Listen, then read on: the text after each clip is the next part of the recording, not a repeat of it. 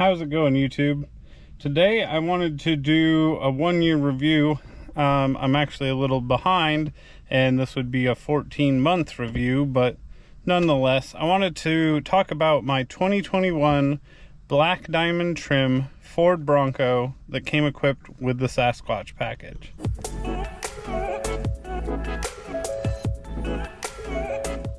So I have 28,950 miles on my Bronco that I have had for just over 14 months now. I received this on August 16th, 2021. I somehow got very lucky and I got one really fast. If you've heard of Granger Motors, which they were throwing lots of promotions, I was actually the second Bronco delivered to Granger Motors. Again, no idea how, what I did. Somebody at Ford just thought a white black diamond was what needed built quickly. So here's my Bronco.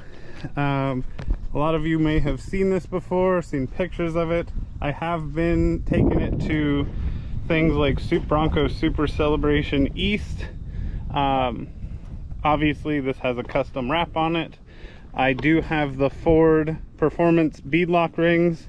I have swapped out my tires. I am now running the Yokohama Geolandar XATs, and they are more of a true 35 1250 17. The factory Sasquatch tires end up being more like a 34. These do measure bigger, they're heavier, and it did make a big difference. About 11,000 miles, my factory Goodyears were already at half tread, and that is even with rotating them all 5 tires in. So I swapped them out. I used my Ford Pass points. So if you've got a bunch of those saved up, keep saving them, because you can buy tires. Tires for these things are not cheap. So buy some tires with your Ford points, or at least put them towards it. So other than that, I do have a 2-inch zone lift on this. I believe it's 2 in the front, 1 in the rear. So overall, it just is a tiny bit taller than factory. It still has a little bit of that rake to help keep it a little more fuel efficient. Obviously, custom wrap. My Bronco is white from the factory, so you can see in the doors. Disregard how messy it is in there. I did get the 2.7 liter V6. We wanted an automatic just for drivability, and so for the money we just said, what the heck, it's not that much, get the bigger motor. We knew we were going to be using this to go on big 4-wheeling trips and have to pack a lot of gear, so we wanted all the power we could get straight from the factory. I did get the Roush intake. A lot of people will say it's not worth it, but that filter is so much bigger, and after now seeing a few more filters come out, or intakes, they all use the same inlet, so I don't think you're going to see a huge gain. This did help in the mid-range get a little more power down, but overall this drivetrain I am very impressed with. In all the miles that I have put on this has given me 0 fits, and mine again is one of the first ones, so I've had 0 issues out of this. I average anywhere between 15 and 18 miles to the gallon. If I want to drive slow and take it easy, I can pretty easily squeeze 19 out of this. I can even get as high as 20 if I keep it under 70 and I'm just really cruising, taking my time. I do have my mountain bike on there. I just got done riding that. We use this to pull an 18-foot ski boat. The boat weighs about 2,800 pounds. It tows that with no issue at all. You can actually, beside the fact that it squats a little bit just due to the type of suspension on the Bronco, it has plenty of power, plenty of stopping. We have no issues pulling anything so far with our Bronco, and I don't intend to pull anything heavier than that. Overall, what I have done besides wheels, tires, and lift, I have the Lifestyle Off-Road front winch bumper. I do have some ox beam spotlights. Those are incredibly bright. A Smitty built 9,500 pound winch with the synthetic rope. And then hopefully you guys can see this. This is the skid plate that comes with their front bumper. And then I have skid plates all the way back. So there's the front differential, transmission, and you can't really see it, but there is a transfer case skid back there from Lifestyle Off-Road. And then we just have the factory gas tank skid plate for now. It's pretty beefy. We haven't seen a reason to swap it out yet, so we've left that. We do have the factory rock rails. Those will be coming off soon for the Lifestyle Off-Road ones. And then we have the Lifestyle Off-Road heavy duty rear steel bumper. It does have all the sensors in there. Have an ox beam light, got the shackles on there, and this thing is 400 times beefier and stronger than the factory steel bumper that was put on this thing. So why did I buy a Bronco? I feel like that's very important to cover and to talk about, and also to mention the vehicles that I came from. Now, I am an avid off-road enthusiast. I like four-wheeling. I've gone places like Windrock Park several times. I used to run an event there. I've gone to Moab, Utah several times, and all sorts of places in between, including just Midwest mud holes. That is an activity that I really enjoy doing with my family. I like camping. I just like the outdoors. I mean, I've got my mountain bike on the back right now. If it's off-road, dirt, fast, I'm all about it. So I had a 2004 Nissan Xterra that was very heavily modified. It was pretty much as modified as I could make it while still maintaining street legal. It had front and rear lockers, solid axle. I don't need to bore you with the details. It was my dedicated trail rig. I also had a 2016 Nissan Rogue. I was a big Nissan fan, and that was my daily driver. So that was pretty plush for a little SUV. Got good gas mileage. It was all-wheel drive. It met my needs for taking my kids back and forth to school. It met my needs for taking my family on small trips. And the deal I made was I was going to sell both of those and buy this. So this needed to be my adventure vehicle. It needed to fill my adrenaline rush for going off-road. It needed to get decent enough gas mileage that I could drive it back and forth to work. It needed to be able to pull things like my boat if I need it to. It needed to be able to haul things like a bike rack. This more than fills my needs. This is my family's favorite vehicle. My wife drives a 2013 F-150 and we love that truck. We will have a really hard time getting rid of it if we ever need to, but the Bronco is just plain fun. If you were coming from a luxury vehicle to a Bronco, you might find it missing some things. So you're not going to get cooled seats. Now, does anyone need cooled seats in my opinion? No. Are they nice? Absolutely. But you're not going to get them in a Bronco. Now, this is the marine grade leather, and I absolutely love these things. Everybody that gets in them thinks that they are just leather seats. These are vinyl. They're marine grade vinyl, but it's not what you find in your grandpa's 1995 bass boat. These feel really nice.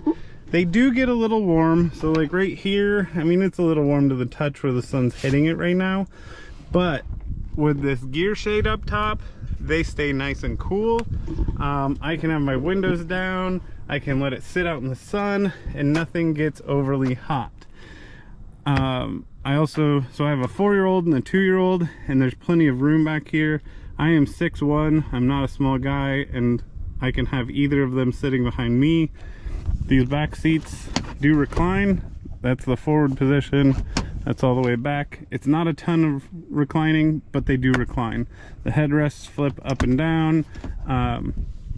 These work. You can be an adult and sit back there comfortably for a while too.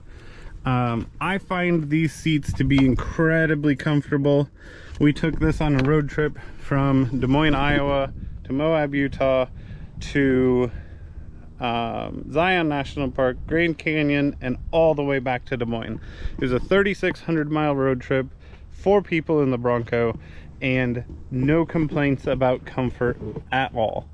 Now, the soft top, is it noisy? Yes, it's a soft top.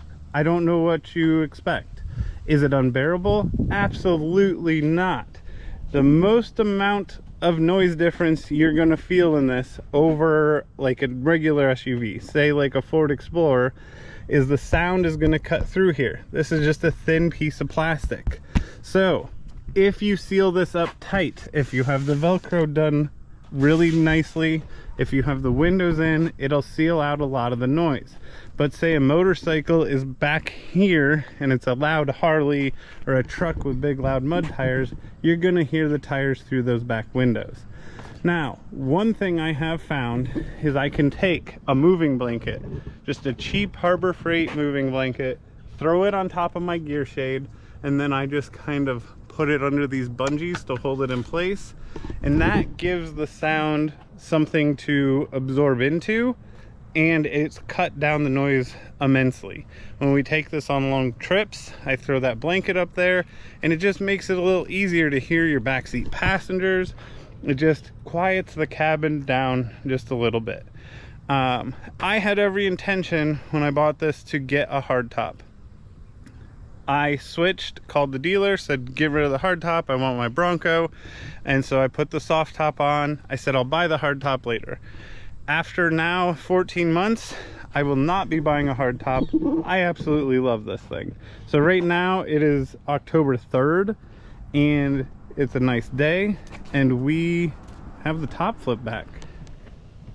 So again, it's the beginning of October, and I was able to just flip the top back, get that open air experience. I think that if I had the hardtop, I would have more resistance to doing that. I'd have to take the panels, I'd have to store them somewhere. Could they fit in the back? Sure. Would they easily? No. Would I constantly be worried about cracking them or scratching them? Yes. So is this easier? 100%. I do have a bag for the back windows. I can pop those off. It fits behind the rear seat. From about June 1st until the end of August, those windows weren't even on this. I drive it with the back windows off. I've driven it in the rain. I've driven it in high winds. It just works. It's comfortable. I can close the windows. I can flip the top up. And does water get back there? Yeah. There's a drain plug though, so I just let the water drain out. It works. It's super fun, and I absolutely love this thing. The hardest thing I have with this is people all the time, for some reason, ask me what I don't like about it, and I don't have any complaints. I have been a huge fan of EcoBoosts for years now. They are just a fun motor to drive. They're reliable, and Ford gives you a better driving experience than most other manufacturers out right now.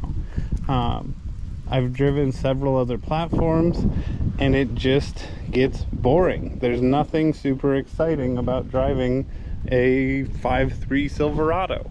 Does it have power? Sure, but it's nothing impressive. It's just kind of boring after a while. There's no fun factor.